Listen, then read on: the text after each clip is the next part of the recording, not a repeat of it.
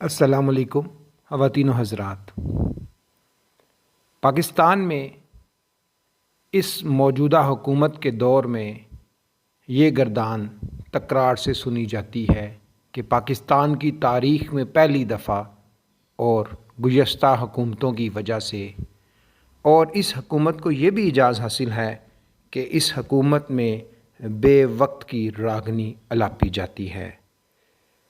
بہرحال آج ہم بات کریں گے کہ پاکستان اسرائیل کا نظریاتی مد مقابل ہے۔ پاکستان کا وجود اسرائیل کو برداشت نہیں ہوتا۔ پاکستان میں دو موضوعات ہمیشہ سے ایسے رہے ہیں کہ جن پر قیام پاکستان سے پہلے بھی گفتگو نہ صرف مذہبی حلقوں میں بلکہ دانشوروں کی بڑی اکثریت میں بھی ممنوع سمجھی جاتی تھی۔ ایک سرزمین فلسطین پر یہودیوں کی آباد کاری اور پھر اسرائیل کی ناجائز ریاست کا قیام۔ دوسرا فتنہ قادیانیت۔ دینی حلقے تو ان دونوں کا جواز قرآن پاک کی تعلیم اور حضرت محمد صلی اللہ علیہ وآلہ وسلم کی ہدایات سے دیتے تھے، لیکن بر صغیر پاک و ہند کے دانشور طبقے کی اکثریت ان دونوں کو اس دور کی نوآبادیاتی طاقت برطانیہ کے لگائے ہوئے پودے تصور کرتی تھی۔ خواتین و حضرات، آپ ملاحظہ فرمائیں کہ موجودہ حکومت کے دور میں یہ دونوں فتنوں کو وقتاً فوقتاً اٹھایا جاتا ہے۔ اس کی وجہ کیا ہے؟ اور اس حکومت میں جو غیر ملکی مشیران ہیں اور جو فارن فنڈنگ کا جو مسئلہ ہے وہ بھی اس کی ایک بنیادی وجہ ہے۔ خواتین و حضرات، اب فلسطین کی جدوجہد بھی ایک نئے مختلف نظریاتی مرحلے میں داخل ہو گئی ہے۔ اب وہاں جو بھی اسرائیل کے خلاف لڑ رہا ہے وہ صرف اور صرف اس سرزمین پر اللہ کی حاکمیت کے قیام کے لیے لڑ رہا ہے۔ حماس ہو یا حزب اللہ یا کوئی اور تنظیم، اب گفتگو صرف ایک ہی ہوتی ہے کہ ہم اس دجالی یہودی مذہبی منصوبے گریٹ اسرائیل اور یہودیوں کے مسیحا کی عالمی حکومت کے قیام کے خلاف لڑیں گے۔ اب فلسطین کے لیے لڑنے والوں کے دلوں میں قومیت کے نعرے باقی نہیں ہیں۔ اب یہ وہ فلسطین نہیں رہے۔ آج اسرائیل کے خلاف جنگ زمین سے زیادہ نظریے کی جنگ بن چکی ہے۔ ایسی جنگ کے فیصلے عالمی برادری یا علاقائی قوتیں نہیں کیا کرتیں۔ ایسی جنگ کسی ایک گروپ کی فتح کے بغیر ختم نہیں ہوتی۔ سوال یہ ہے کہ آج اسرائیل اور اس میں آباد 91,36,000 یہودی یہ فیصلہ کریں گے کہ وہ کل سے اپنی زمین تک محدود ہو جائیں گے اور خطے میں امن قائم کریں گے؟ ہرگز نہیں۔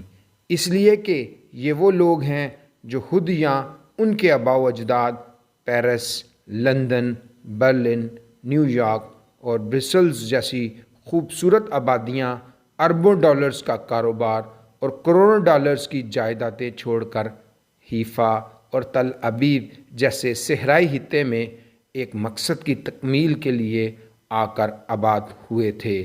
ان کے دلوں میں صرف اور صرف ایک ہی خواب دھڑکتا تھا کہ ایک دن ایسا وقت اس سرزمین پر ضرور آئے گا جب دریائے نیل سے لے کر دریائے فرات تک یہودیوں کی عظیم اور پرشکوہ حکومت قائم ہوگی، جس کا حکمران ایک ایسا مسیحا ہوگا جس کی خبر توریت اور تالمود میں دی گئی ہے اور جس کا ہر یہودی 2000 سال سے انتظار کر رہا ہے۔ یہودیوں کا مسیحا ایک ایسا عظیم روحانی بادشاہ جو ہیکل سلیمانی میں تخت داؤدی پر بیٹھ کر اپنی حکومت کے ذریعے صرف اس خطے پر ہی نہیں بلکہ پوری دنیا پر حکمرانی کرے گا۔ یروشلم کے قرب و جوار کے بے آباد اور بے آب و گیاں علاقوں میں ایک منصوبے اور مذہبی جذبے کے تحت یہودیوں کی منتقلی جدید انسانی تاریخ کی سب سے بڑی ہجرت ہے، جو بغیر قطرہ خون بہائے عالمی طاقتوں کے زیر سایہ شروع ہوئی اور 30 سال اسرائیلی ریاست کے اعلان تک پورے زور و شور سے جاری رہی۔ پہلی جنگ عظیم سے پہلے اور اس پورے نیم صحرائی علاقے کے 2 شہروں جافا اور تل ابیب میں صرف 14,000 یہودی انتہائی خاموشی سے آباد تھے۔ صہیونی تحریک کی داغ بیل ڈالے ہوئے 20 سال کا عرصہ گزر چکا تھا۔ 1896 میں لکھے جانے والے پروٹوکولز کے مطابق دنیا بھر کے یہودیوں کے لیے ایک واضح نصب العین طے کر دیا گیا تھا کہ اب یروشلم کی ارض مقدس میں یہودیوں کی واپسی ہوگی۔ آنے والے مسیحا کا انتظار اور پھر ہیکل سلیمانی سے ایک عالمی حکومت کا قیام۔ برطانیہ کو اس جنگ میں امریکی مدد کی ضرورت تھی جو وہاں پر آباد طاقتور یہودی لابی کے بغیر ممکن نہ تھی۔ اس جنگ کے دوران خلافت عثمانیہ سے یروشلم کی علیحدگی کی تاریخ جافا اور تل ابیب کے انہی چند ہزاروں یہودیوں نے برطانیہ کے اما پر شروع کی۔ ان چند ہزار یہودیوں نے وہاں کی عرب آبادی کو بھی ساتھ ملا لیا اور مخالف اتحادی افواج کے ساتھ ساز باز شروع کر دی۔ بحیرہ روم کے کنارے آباد ہونے کی وجہ سے ترکوں نے سیکیورٹی وجوہات کی وجہ سے ان دونوں علاقوں سے تمام آبادی کو نکل جانے کا حکم دیا، کیونکہ وہ سمجھتے تھے کہ ان کی اکثریت کے خلاف جاسوسی کر سکتی ہے۔ 6 اپریل 1917 کو تمام آبادی وہاں سے نکال دی گئی، جن میں مسلمان اور یہودی دونوں شامل تھے۔ اس دن یہودیوں کا تہوار پاس اوور تھا۔ تمام یورپ یہاں تک کہ ترکوں کے ساتھ جرمنی کے اخبارات نے بھی اسے صرف یہودیوں پر ایک ظلم عظیم قرار دیا۔ وجہ یہ تھی کہ اس وقت تک عالمی میڈیا یہودی قبضے میں آ چکا تھا۔ مسلمان تو اسکندریہ میں جا کر آباد ہو گئے، لیکن یہودیوں کو برطانیہ نے اپنے ہاں سیاسی پناہ دے دی۔ جیسے ہی برطانیہ اور فرانسیسی افواج نے مل کر جنوبی شام اور مصر کے صحرائے سینا پر قبضہ کیا تو برطانوی وزیر خارجہ آرتھر بلفور نے عالمی یہودی کمیونٹی کے رہنما اور بینکاری نظام کے بانی خاندان کے چشم و چراغ لارڈ رتھ شیلڈ کو ایک خط تحریر کیا کہ برطانیہ پوری دنیا میں آباد یہودیوں کو ایک قوم تصور کرتا ہے اور ان کا ارض مقدسہ میں واپسی کا حق تسلیم کرتا ہے۔ اس خط کو مشہور عام بلفور ڈکلریشن کہتے ہیں۔ جیسے ہی 1918 کی گرمیوں میں برطانیہ نے عرب علاقوں پر قبضہ مکمل کیا تو یہ نکالے گئے یہودی واپس اپنے علاقوں میں لا کر آباد کر دیے گئے۔ یہ علاقہ جسے آج فلسطین، اردن اور اسرائیل کہتے ہیں، بندربانٹ کے بعد برطانیہ کے حصے میں آیا۔ اس فتح سے پہلے دنیا بھر سے یہودی صرف مذہبی رسومات ادا کرنے یروشلم چند دنوں کے لیے آیا کرتے تھے۔ برطانیہ کا مینڈیٹ آیا تو یروشلم کی پہاڑیوں پر یہودیوں نے قلعہ نما گھر بنانے شروع کر دیے جو دور سے کسی حصار کی طرح نظر آتے تھے، اور پہاڑ کے دامن میں غریب فلسطینیوں کے سفید چونے کے پتھر سے بنے ہوئے گھر ایک واضح فرق سے نظر آنے لگے۔ اس کے بعد پورے خطے میں یہودیوں کی واپسی کا مسلسل سفر شروع ہوا۔ یروشلم اور اس کے گرد و نواح میں آباد ہونے کے اس سفر کو یہودی مذہبی اصطلاح میں ایلیا کہا جاتا ہے۔ یہودی جو 70 عیسوی میں رومن جنرل ٹائٹس کے ہاتھوں یروشلم سے نکالے گئے تھے، تقریباً 2000 سال بعد 1881 سے 1903 تک چھپ چھپ کر واپس جا کر آباد ہونا شروع ہو گئے تھے۔ یہ زیادہ تر مشرقی یورپ کے یہودی تھے جو اس وقت تک خلافت عثمانیہ کا حصہ تھا۔ یہ سب کھاتے پیتے اور امیر گھرانوں سے تعلق رکھتے تھے۔ جب فلسطین میں روزگار، سخت موسم اور غربت کا سامنا کرنا پڑا تو یہ سب واپس اپنے گھروں کو لوٹ گئے۔ یہ تقریباً 35,000 یہودی تھے، جن میں صرف 3,000 فلسطین میں رہ گئے۔ یہ وہ تھے جنہیں اپنے مسیحا کا شدت سے انتظار تھا۔ اسے یہودیوں کی تاریخ میں پہلا ایلیا یا پہلی واپسی کہا جاتا ہے۔ اسی ایلیا کے دوران یمن کے یہودی بھی آہستہ آہستہ وہاں آ کر آباد ہونے لگے۔ یمن کے یہودیوں اور مشرقی یورپ کے فلسطین میں باقی رہ جانے والے یہودیوں نے پورے نیم صحرائی علاقے میں چند گھروں پر مشتمل چھوٹی چھوٹی آبادیاں بنانا شروع کر دیں۔ پہلی آبادی ریشین لی زائن تھی جو تل ابیب سے 8 کلومیٹر ساحل سمندر پر 1882 میں بنائی گئی۔ 1 درجن سے بھی کم یہودی وہاں آباد ہوئے، مگر آج وہ اسرائیل کی چوتھا بڑا شہر گشدان ہے جس کی آبادی 2,60,000 ہے۔ پہلے ایلیا میں ایسی 30 چھوٹی چھوٹی آبادیاں پورے صحرا میں میخوں کی طرح گاڑی گئیں تاکہ کل کو ان سب کو ملا کر علاقے میں ایک پورا جال بچھا دیا جائے۔ پہلے ایلیا کی آخری آبادی 1904 میں کفر سبا تھی۔ چند یہودیوں پر مشتمل یہ علاقہ آج اسرائیل کا بہت بڑا ضلع ہے جس کی آبادی 1,20,000 ہے۔ ان تمام چھوٹی چھوٹی بستیوں کو عبرانی زبان میں موشوا کہا جاتا ہے۔ یوں اس پورے خطے میں چند ہزار یہودی کینسر کی چھوٹی چھوٹی گلٹیوں کی طرح پھیل کر آباد ہو گئے، جن کا مقصد ایک دن پورے خطے کو اپنی لپیٹ میں لے لینا تھا۔ یہ تمام یہودی جو آج تک فلسطین کی سرزمین پر آباد ہوتے چلے آئے، وہ کسی معاشی مقصد، کاروباری مصلحت یا خوشگوار ماحول کے لیے وہاں نہیں آئے تھے۔ وہاں تو اس وقت پینے کو پانی بھی میسر نہ تھا۔ یہ تو لک و دک صحرا، بے آب و گیاں سرزمین اور شہری زندگی سے عاری علاقہ تھے۔ یہ وہاں ایک عالمی حکومت کے قیام کے لیے آئے تھے۔ دوسری واپسی یا دوسرا ایلیا 1904 میں خالصتاً نظریاتی اور مذہبی تصور لیے ہوئے تھا۔ صہیونی تحریک نے دنیا بھر کے یہودیوں کو حکم دیا تھا کہ اب کوئی یہودی کسی ایسے ملک میں نہ رہے جہاں ان پر ظلم و ستم ہو رہا ہو۔ روس میں کمیونسٹ انقلاب کی آمد تھی اور یہودیوں سے نفرت عروج پر تھی۔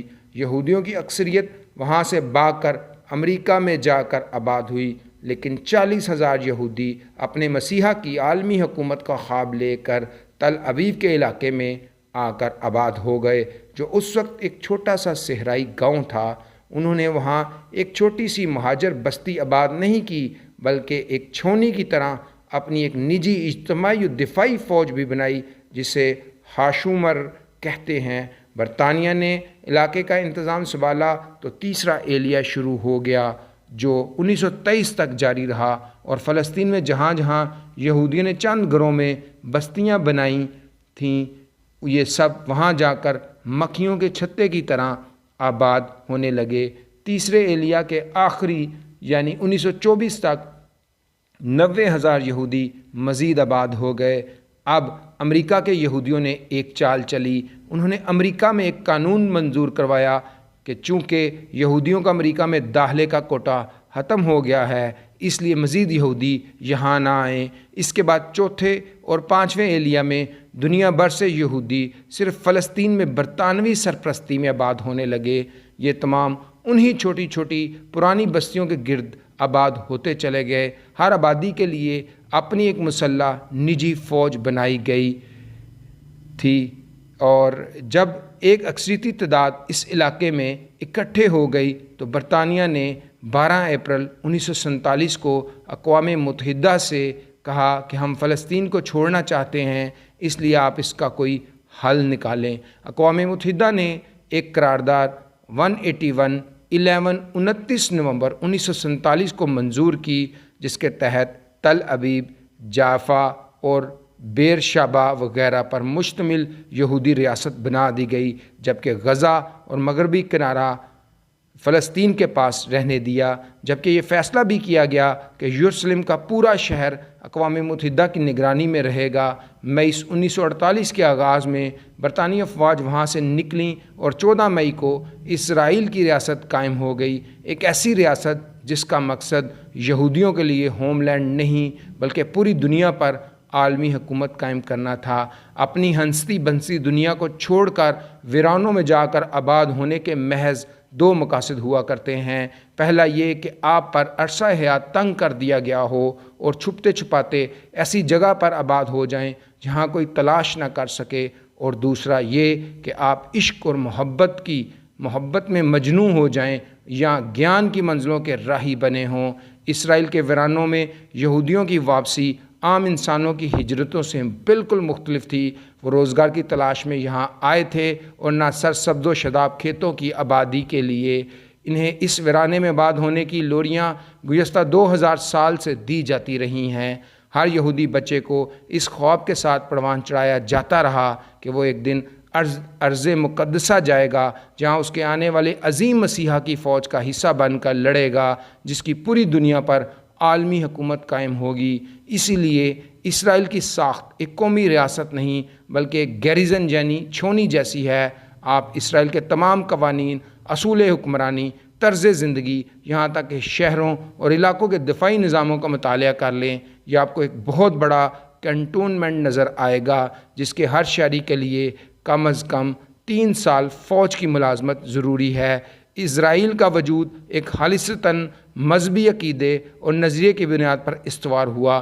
یہی وجہ ہے کہ اس ریاست نے اپنا کوئی تحریری آئین نہیں بنایا، بلکہ وہ توراۃ اور تالمود کو اپنا آئین سمجھتے ہیں۔ اسرائیل کے عالمی حکومت کے اس مذہبی عقیدے کے مقابلے میں اسلام نے بھی علامات قیامت اور آخر الزماں کے بارے میں اپنا ایک تصور دیا، جو وضاحت کے ساتھ قیامت سے پہلے برپا ہونے والے آخری معرکہ خیر و شر یعنی ملحمۃ الکبریٰ کے بارے میں بتاتا ہے۔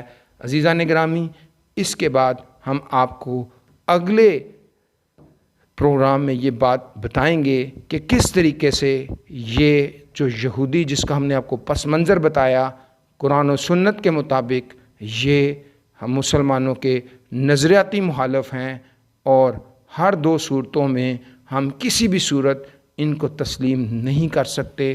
Thank you very much. السلام علیکم۔